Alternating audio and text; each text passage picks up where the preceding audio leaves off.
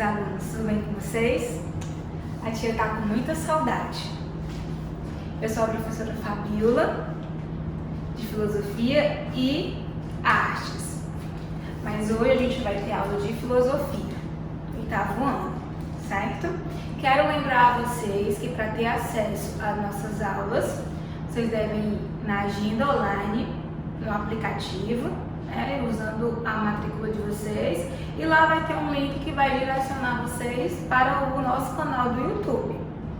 Lembrando a vocês que quando for estudar, leve o material de filosofia, o caderno, coloca na matéria, procura um lugar arejado, iluminado e tranquilo, certo? Hoje nós vamos trabalhar o nosso caderno 2, a nossa unidade 5. A nossa agenda, o capítulo 1 e o capítulo 2 da unidade 5, que vai trabalhar filosofia política. A tarefa das páginas 5 à página 15. Vixe, tia, isso tudo não. Lembrando a vocês que dentro dessas páginas tem o quê? Leitura. Tem textos. Então, uma boa parte é texto e a outra é a tarefa de vocês, certo? Quais são os objetivos? No capítulo 1 e no capítulo 2, eles se complementam. A gente vai estudar de fato a filosofia política, o conceito de polis, que deu origem à palavra política, contribuições do mundo grego, afinal, a democracia, o pensamento democrático, nasceu no mundo grego, a sociedade política natural, a gente vai ver isso, o estado de natureza do ser humano, mais o estado civil. A gente vai ver por que a gente vive com leis, com regras, com normas, com estado, com governo, certo? E, por último, os contratualistas. E aí, nos textos, a tia não vai poder ler os textos, junto com vocês, mas a gente vai poder o quê? Contextualizar, certo? Os textos das páginas 2 e 3 e das páginas 10 e 11 vai falar sobre o quê? Vai falar sobre relações sociais, diversidade e conflitos. Os seres humanos não conseguem viver isoladamente. Observe, a gente está passando por um período de isolamento social, que para a filosofia é um isolamento físico, mas dentro do nosso isolamento, da nossa quarentena, a gente tem o quê? A gente tem um convívio social. Você tem um convívio ou com seus irmãos, com seus parentes e com seus familiares. E dentro desse convívio você tem um papel social, qual? O de contribuir, o de ajudar, certo? Então, isso é um exemplo, de que os seres humanos eles não conseguem viver isoladamente. A descoberta do mundo externo, isso saber que existe um mundo lá fora, saber que existem instituições, saber que existem religiões, culturas, Por exemplo, eu tenho a minha liberdade de escolher minha profissão, ok, esse é o meu mundo interno, mas eu tenho liberdade de escolher com quem eu vou trabalhar? Não, isso é o mundo externo. As relações entre as pessoas, entre os grupos sociais e as próprias pessoas e grupos, isso forma a sociedade. Então, os nossos textos, contextualizando, eles vão apresentar para a gente essa ideia. E aqui, a gente tem uma imagem, onde mostra que nós vivemos o quê? Numa globalização, num mundo globalizado. E esse é um papel da filosofia política, estudar esse mundo globalizado, certo? Então, filosofia política, os principais pensadores, filosofia política na Grécia, contratos sociais, o poder e o Estado, a filosofia política e os sistemas econômicos. Então, isso tudo são pontos onde a filosofia política estuda, trabalha. É o objeto de ferramenta da filosofia política, certo? Então a gente vai começar pelo significado da palavra polis. Gente, a imagem está faltando o acento, mas a gente sabe que tem, ok? O termo política vem do grego, que significa cidade. Então, tia, polis significa cidade? Exatamente. As polis eram as cidades, estados na Grécia. Professora, qual é o sentido das cidades e estados? É algo que a gente não tem hoje, né? Porque as cidades e estados, elas tinham políticas separadas, políticas diferentes. Elas tinham governantes diferentes. Então é por isso que ela é chamada de cidades e estados, porque as normas podiam ser diferentes uma das outras. Atenas e Espartas, por exemplo, certo? Elas tinham as suas próprias leis. Diferente dos dias de hoje, por exemplo, o Brasil tem a Constituição, né? Então, nós não temos as nossas próprias leis, por exemplo, aqui no Ceará, nesse sentido de criar uma Constituição. Não, né? A gente tem leis estaduais, que essas leis estaduais, elas respondem a uma lei federal, por exemplo. Antigamente não, as cidades e estados, elas tinham poder total. Cada cidade tinha uma forma de governo, leis, calendários e moeda. Por isso que elas são consideradas cidades e estados, por causa dessas características. Governo, leis, calendários, moeda. Alguns tinham seu próprio alfabeto. A política surgiu na Grécia aproximadamente no século VI a.C.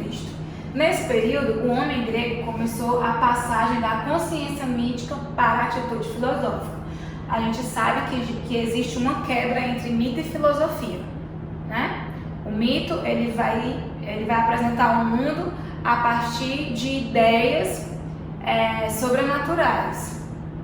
E já a filosofia vai apresentar o mundo a partir de uma ideia racional. Como a política surgiu nessa fase, ela não era como é hoje, pois diz respeito exclusivamente à organização da polis.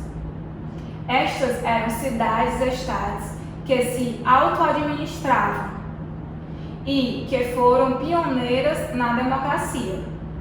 Como eu falei para vocês anteriormente, né, a gente não tem mais essa ideia de estado, de cidades e estados. Mas a ideia de política e de democracia, viver uma política e viver uma política democrática, a gente tem a partir do pensamento grego, né? Os filósofos gregos compreendiam a política como o ápice da realidade humana, como vida boa e virtuosa. A principal característica do homem livre, acima da vida política, está apenas a vida contemplativa, vivida pelos sábios, mas para os demais, o governo da cidade é o que há de melhor. Ou seja, um bom político, ele deve ser o quê? Ele deve ser virtuoso, deve partir de princípios, certo? Para governar o seu povo. E aí a gente tem Platão e Aristóteles, que são um dos precursores da filosofia política, certo? Platão, ele vai criar uma obra chamada República, e dentro dessa obra ele vai dizer como é que deve ser o governante. O governante ele deve ter princípios morais, princípio ético e virtude, certo? E ele deve governar para todos. Por isso está aqui a nossa ideia democrática. Já Aristóteles, né, investigou em política as intenções públicas e as formas de governos capazes de propiciar uma melhor maneira de viver em sociedade. Ou seja, pensando junto com Platão, ele tem essa ideia de que o governo ele deve estar voltado para o seu povo. Aqui, gente, eu trouxe uma curiosidade para vocês, certo? Depois vocês podem ler com calma. É o que, professora? É o significado, né, de alguns termos que surgiu na Grécia. Democracia, que é o que a gente mais conhece. Regime no qual o poder pertence o quê? Ao povo, né? Isonomia, igualdade de direitos perante a lei. Monarquia, governo de um só. Oligarquia, regime no qual a soberania pertence a alguns. Polis, cidade, comunidade política, certo? Isso aqui é mais a nível de curiosidade para vocês. E aí nós temos os nossos contratualistas. Vamos lá. Vamos pensar com calma. O que é que os contratualistas eles viam? Que o homem ele tem um estado de natureza e ele precisa viver em quê? Em sociedade. Então o homem ele tem que sair desse estado de natureza e passar para um estado civil. Esse estado civil, onde ele tem que respeitar as normas, as leis, a moral e a ética de uma determinada comunidade. Por exemplo, nosso estado natural, em casa, a gente fica à vontade da maneira que a gente quer. Mas para vir para a escola, por exemplo, a tia colocou a farda. A lei, as normas e as regras da escola diz que eu tenho que botar a farda. Então eu saio do meu estado natural e passo para o meu estado civil. E esse pensamento e essa ideia foi dada pelos contratualistas. Nós temos, aí junto com o livro de vocês, Rousseau, John Locke e Thomas Hobbes. Certo? O contratualismo é uma abordagem da ética e filosofia política, com base na teoria dos contratos sociais. Ou seja, é formado dentro da sociedade um contrato para quê? Para que todos vivam bem, né? Então, cada um desse vai pensar uma maneira de contrato diferente. Por exemplo, Rousseau, ele vai dizer que o homem é bom por natureza e a sociedade que corrompe. Ao longo da sua vida, ele vai sendo corrompido de alguma maneira. John Locke vai dizer que o homem nem é bom e nem é ruim. O homem é como uma folha de papel branco. Então, conforme ele vai se construindo socialmente, ele vai formando essa folha, dependendo da cultura, dependendo do poder econômico, dependendo da região, do local onde ele nasceu, certo? Já Thomas Hobbes, ele vai dizer que o homem ele é mau por natureza e por isso que ele precisa de um contrato. Vocês já ouviram falar do Leviatã, né? É escrito por Thomas Hobbes, né? Que o homem ele precisa ser dominado. Eu vou dar um exemplo para vocês de contrato social. Por exemplo, vocês já assistiram o filme Malévola, né? Malévola ela era boa ou ela era ruim? De acordo com o contrato social, né? Com John Locke, Malévola nem era boa e nem era ruim. Ela nasceu uma pessoa, né, um ser, perdão, né, e uma elfa, né, acredito eu, e ela foi levada pelo convívio social, ela foi levada a fazer algo ruim. Então perceba que esse é o contrato social, né, que a filosofia política trabalha. Então, né, aí a gente tem aqui cada um, né, uma curiosidadezinha também para vocês, como por exemplo, para Thomas Hobbes, os homens precisavam de um estado forte, pois a ausência de um poder superior resultava na guerra.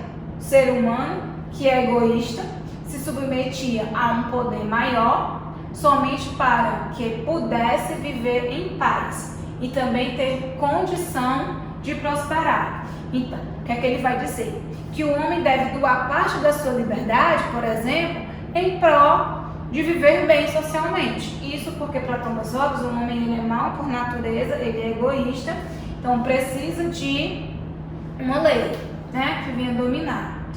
Diferente de Hobbes, né, John Locke já tem certos conhecimentos, dentre eles o direito à vida, o direito à propriedade privada, o direito a uma religião e o direito à punição. Se eu fizer alguma coisa errada, eu tenho o direito de ser punida. Se alguém fizer alguma coisa errada comigo, eu tenho o direito de ser punida. E aí, no Rousseau, o contrato social foi uma forma para que a liberdade natural e o bem-estar da vida em sociedade fosse preservada. Então, perceba, a gente tem o nosso estado natural, que são as nossas ideias, que são as nossas vontades, que são os nossos desejos, que são as nossas paixões, né? E a gente tem o estado civil, que é a sociedade, que é a política, que é a ética, que é a moral, que são os costumes. E para que os dois vivam bem em sociedade, é preciso desse contrato social de acordo com a filosofia. E aí, eu trouxe aqui para vocês um resumo, né, da nossa aula. O Estado, e a gente tem Locke, com a ideia liberal, defensor da vida, liberdade e propriedade. Rousseau defendia um Estado democrático, com educação e sem a ideia de propriedade privada. Montesquieu defendia uma monarquia onde os poderes não estariam centralizados e sim separados. Por exemplo, na Inglaterra, né? A gente tem esse exemplo um pouco mais fraco, né, devido ao mundo moderno, mas ainda assim é um exemplo. Nós temos o que? A nossa democracia e direito à propriedade privada, né? Respeitado as nossas crenças, respeitado as nossas vontades, né? Então esse é o nosso resumozinho, ok? Então, essa é a nossa aula de hoje. Eu espero que vocês tenham entendido, que vocês tenham compreendido. Se não, vocês podem voltar quantas vezes vocês quiserem, vocês podem pausar e vocês podem ler, né? Da maneira que vocês acharem melhor. Lembrando, para ter acesso ao canal do YouTube, vocês acessem a agenda online de vocês, ok? Beijos, até a próxima.